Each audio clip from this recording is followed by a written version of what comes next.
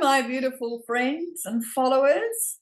I have some words to say about the new moon energy in Leo, which came to us on Friday.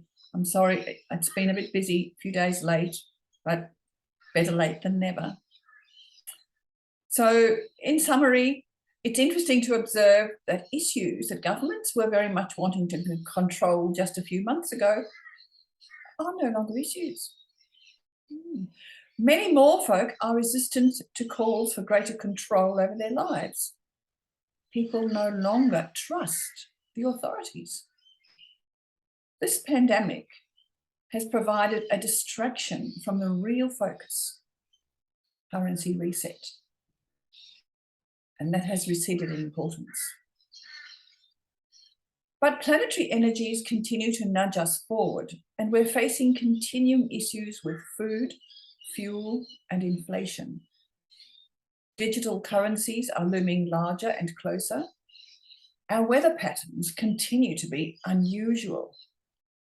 But life goes on. We make adjustments. People move to live in different places. We change jobs. We initiate new businesses. We adjust our spending and our eating patterns. Humans are amazingly resilient and creative. So if we choose to focus on ourselves and being the best version of ourselves we can be, we raise our own vibrations and influence others to do the same. And when our vibrations rise, so do the vibrations of our earth. Or is it the other way around? After all, we are all part of nature, not apart from nature.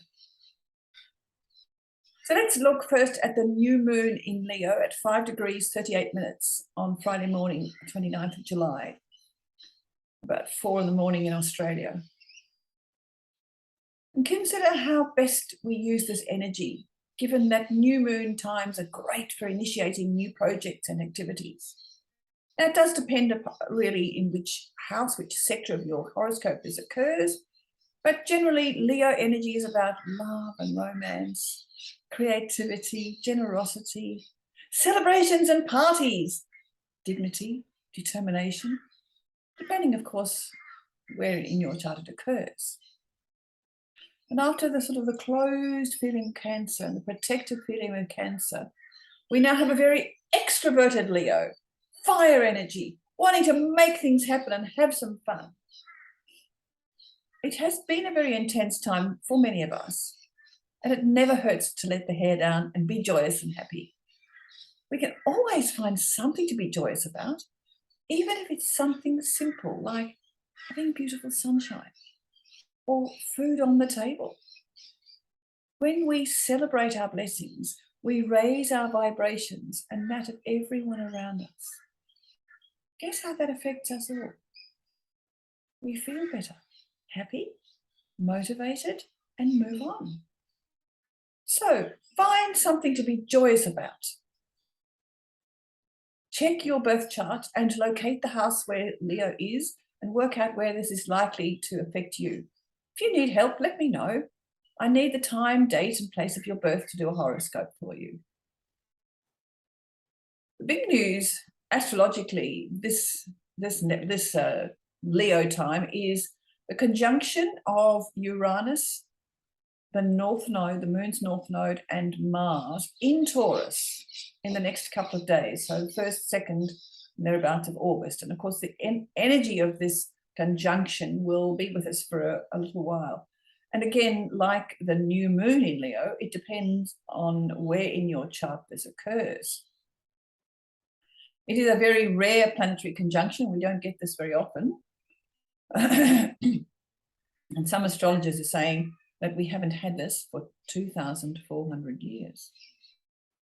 Another astrologer, Kelly, was saying we had North Node and Uranus together in the 1850s, I think she said.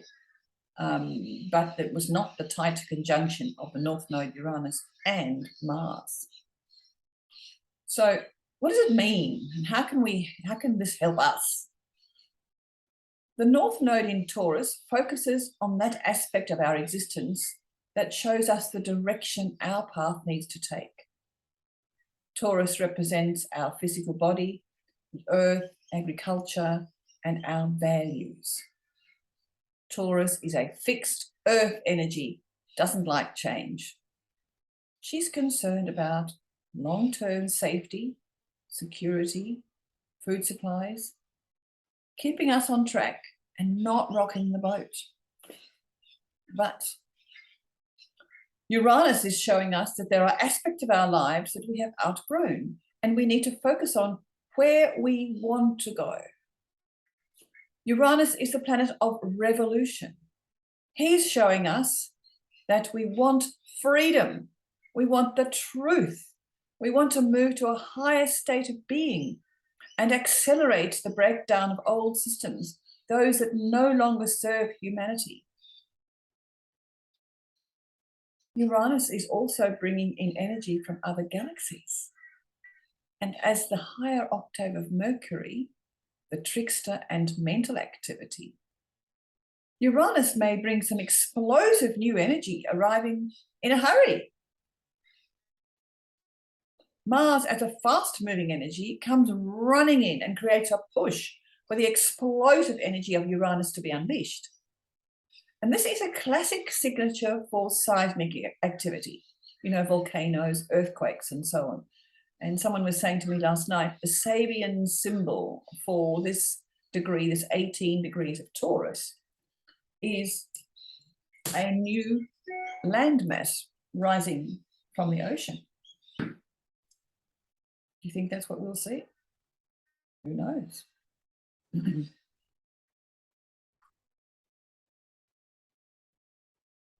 And although this might be seismic activity, it could also apply to our current volatile national and global currency arrangements.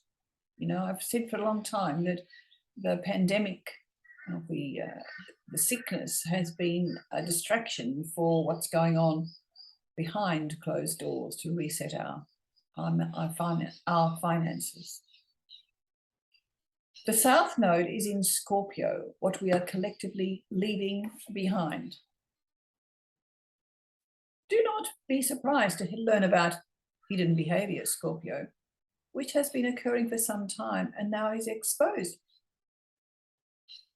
Where's Scorpio in your horoscope? What issues, behaviors are you relinquishing, willingly or otherwise? We will all experience this energy in some way. Much will depend on where 18 degrees Taurus is in your chart. And so if you want further guidance, let me know. And I'd love to know from you how you experience this change in your life, because you will feel it. You will all feel it. A classic example of this disruptive energy of Taurus, of Uranus in Taurus, is the protests in the Netherlands by farmers. The government wants to legislate to reduce the methane emissions to 50% by 2030, which means that for many farmers, they have to reduce or sell their cattle and find other ways of earning a living. Now, reducing the herds will impact the economic wealth, not only of the farmers, but also the whole country. The milk provided by these cattle supports a huge cheese industry and other milk products, including chocolates. What do you think? Down below, I'm putting connections to two slightly different points of view about this protest of the farmers in the Netherlands. Now, what about digital currency? Another manifestation of Uranus in Taurus is the prominence of digital currency, something new, something innovative. Cryptocurrency has been with us since Pluto entered Capricorn in 2008, beginning with Bitcoin. And while many folk, including some of you, will have seen opportunities to invest in cryptocurrencies, most of the activity has turned out to be speculation, with Bitcoin in particular coming under the influence of those who already have massive amounts of wealth. And the longer it is with us, Bitcoin is also more and more expensive to create because of the amount of power it uses to do this. And as you know, power resources are being hotly debated at this time. Of course, they, whoever they are, want power and control, Pluto energy. Unfortunately for them, Pluto is moving out of Capricorn over the next year, not favouring their attempts at control. In the meantime, they continue to encourage digital currency. There is speculation that ordinary folk will receive digital currency amounts paid into their bank accounts. Hooray, you might say. But be very careful. Digital currency, by its very nature, carries other information. So the source of the currency is recorded, and so is how you can spend it and how you do spend it. There is potential for controls to be placed on how you spend your digital currency, which may restrict where you can spend it. There is the potential for people to be forced to buy only food that has been created in a factory, and many other potential controls on how you spend your money. The bank would still have control. Is this what we want going forward? Let me know what you're thinking. There is the potential for this to be the thin end of the wedge for social credits.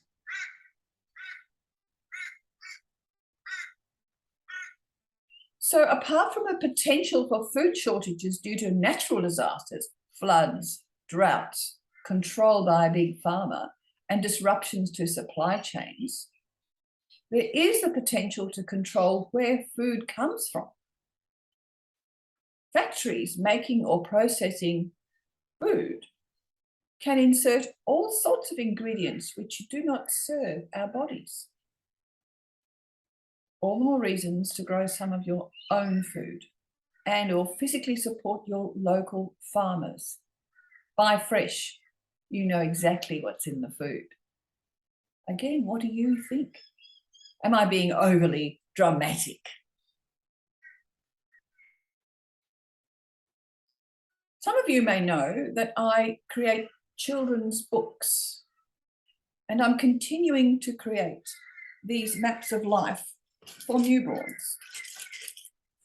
These are little hardcover books with a horoscope and a commentary providing suggestions for parents and carers for the most appropriate care for the newborn infant, newborn human. There are some common and useful practices.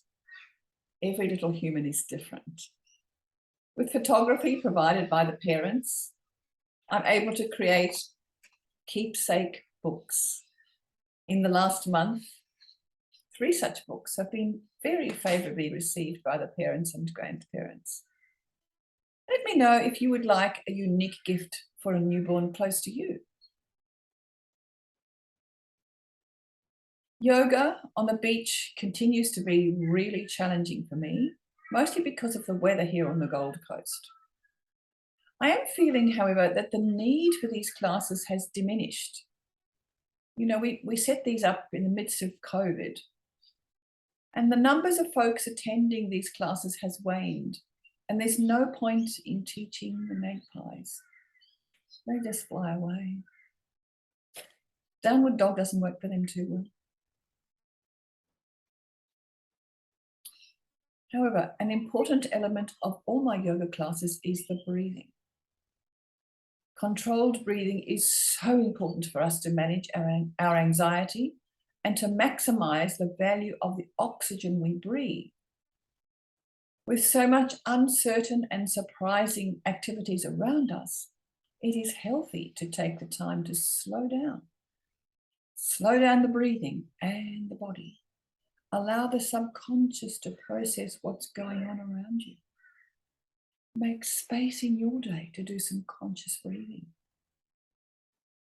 In the meanwhile, I'm quite amused and amazed at how there is an increasing interest and classes in breathwork, something I've taught as part of a yoga practice always. Check out my YouTube class on yoga breathing. I'll leave a reference below for you.